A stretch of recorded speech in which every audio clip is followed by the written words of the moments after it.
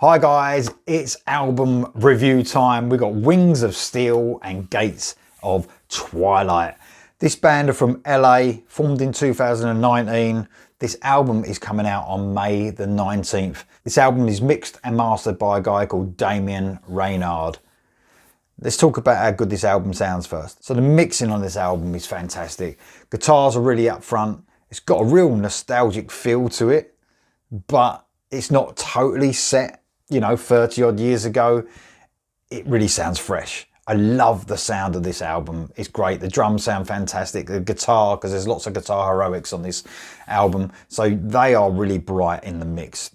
Whether it's a crunch, it's a gallop, or if it's a solo. Fantastic stuff. So in a year that has had some outstanding releases, here we have the best one yet. I absolutely love this album. This is why I love rock and metal. It's summed up right here on this album. This album is so good. It almost captures a moment in time for me when I was listening to this. It's brilliance captured in 45 to 50 minutes, or however long the album is. Lightning in a bottle. When they say you capture lightning in a bottle, this is it, guys. Such a brilliant album. It's got a real dark feel to it, but it's really fun to listen to it at the same time. If you heard their debut EP and you loved it, you're probably going to love this even more. It's an extension, but just everything is amplified to the max. If you want to know what this band sound like, it's quite hard to pinpoint. There's probably lots of influences, I would say, from this band. I can hear Crimson Glory in there. I can hear a bit of Queensryche. Early 80s Queensryche. I can hear a little bit of Led Zeppelin as well. But to put it all in the mix is just brilliant. They do everything, and I mean everything, that I want one of my favourite bands to do, and they become, especially after listening to this album, because it's a bit of a risk, isn't it? You've got a 5-song EP, I think it was 5 songs, which I loved, but writing an album of brilliance is a different matter altogether, and they do it. They absolutely do it. This album is by far my favourite thing I've heard so far this year. So the guys in the band, there's 3 people named, but I know they tour as well, so they must have a 4th member come on in the live situation. But recording on this album is Leo Unamark on lead vocals.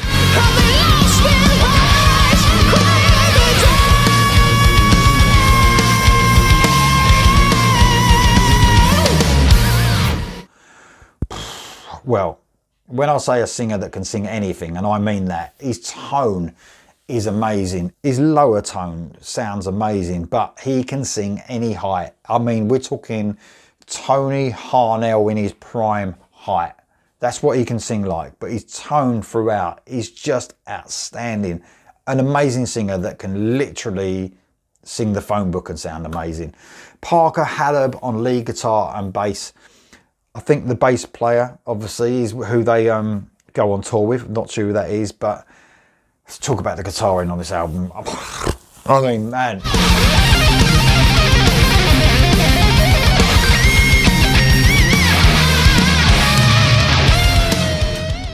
I mean, it's not often you get a lead vocalist who's that good, who's one of the best vocalists you've ever heard, and then a lead guitarist comes in and just battles him for superiority. They are both amazing. I was blown away by the guitar, and as I am the vocals, and that's saying something.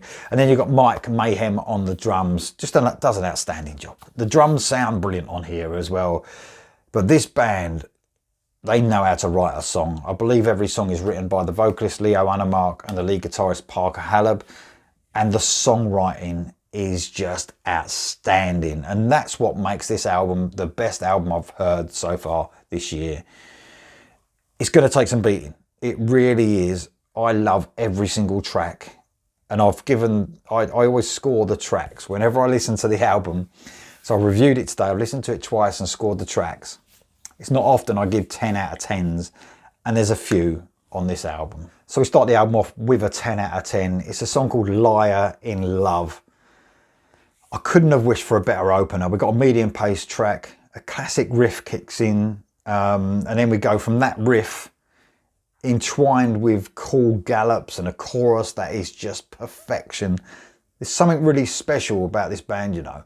And this sums up their sound perfectly, this first song.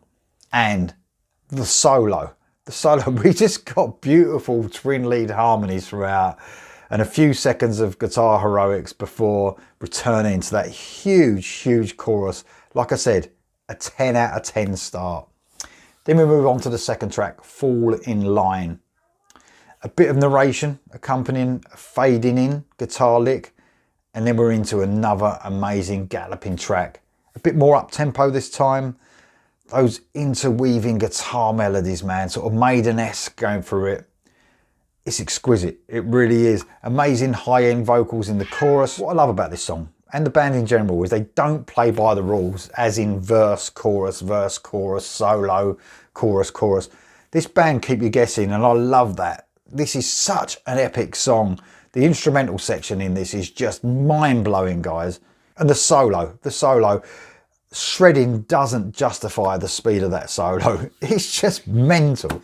Garden of Eden is the next song. Bit of a slower song this time. The band did an excellent slow-paced bluesy track on the EP. Outstanding. And this has a similar feel, but has some really cool doomy elements mixed in with that. The vocals here from Unmark are just unworldly. They really are. The range he shows is just ridiculous, and his lower tone, like I said before, is just as good. This is a bluesy, doomy masterpiece. The next track I want to talk about is Cry of the Damned. Oh, we rise and fall together in a perfect harmony. This was the single. I've only just reacted to that, and what the cool thing about this is, this album's coming out on May the 19th. They've only just released a single. Usually we have to wait months and months. It's just around the corner. Everyone should be getting excited about this. And what a single it is as well. The chorus is so catchy, with Anna Mark singing in that lower range. Just gets me every time. All the elements, again, are here that sum up this outstanding band. I can't get enough of this song, I really can't. People know on this channel, usually I do reactions and then I'll save listening to that song until I get the full album. I've been listening to this song quite a bit since I've done the reaction, and it blows me away, it really does. Single of the year, maybe? We'll see.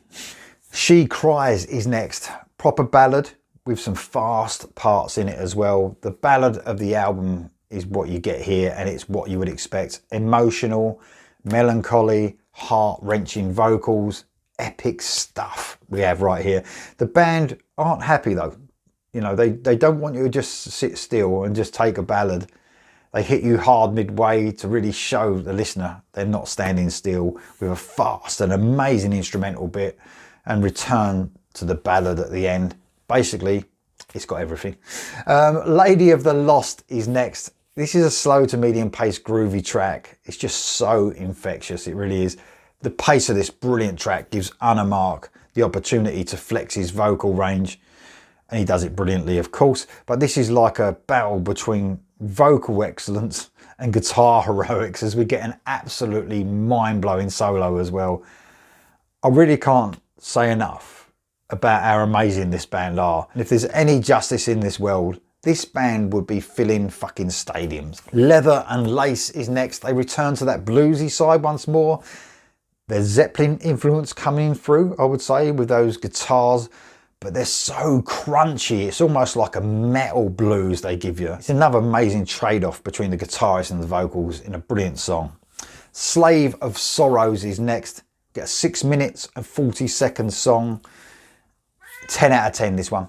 And as soon as I saw the 6 minutes and 40 second running time, I got excited. It ain't often I get excited about long songs, because I think, oh, it's got to have something, but I knew, because that's what this band is all about. They put everything into a track. So if you're going to get a 6 minutes and 40 second song, you're going to get even more. And I expected epic, and I got it in spades.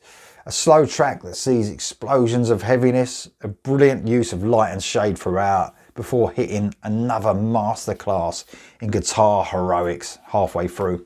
The song sort of builds and builds and builds, and it literally leaves you breathless. Honestly, I'm blown away. It's another 10 out of 10 song that is bookended brilliantly by that ballad either end of it.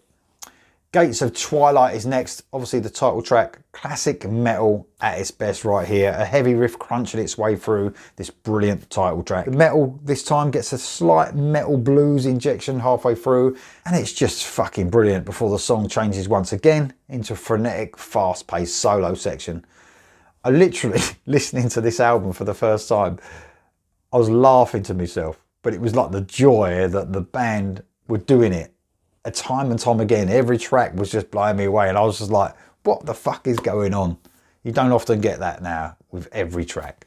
And then we finish the album with the 6 minutes and 35 seconds Into the Sun, a beginning that gives me a sort of a spaghetti western feel sort of to it. It's really cool, before breaking into a slow twin lead solo, and this time we get like a reggae type beat, sort of reminding me a little bit of Scorpions' Is There Anybody There slightly, but then it flicks between that and an excellent classic rock riff.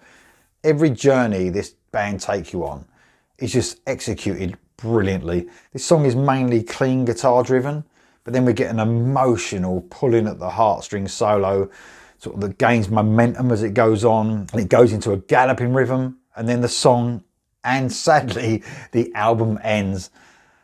And I just wanted to put it straight back to the first track. I don't often feel like that, or I could listen to an album over and over again. Guys, I can't say enough good things about this album. It has blown me away from beginning to end. It's easily the strongest album I've heard this year.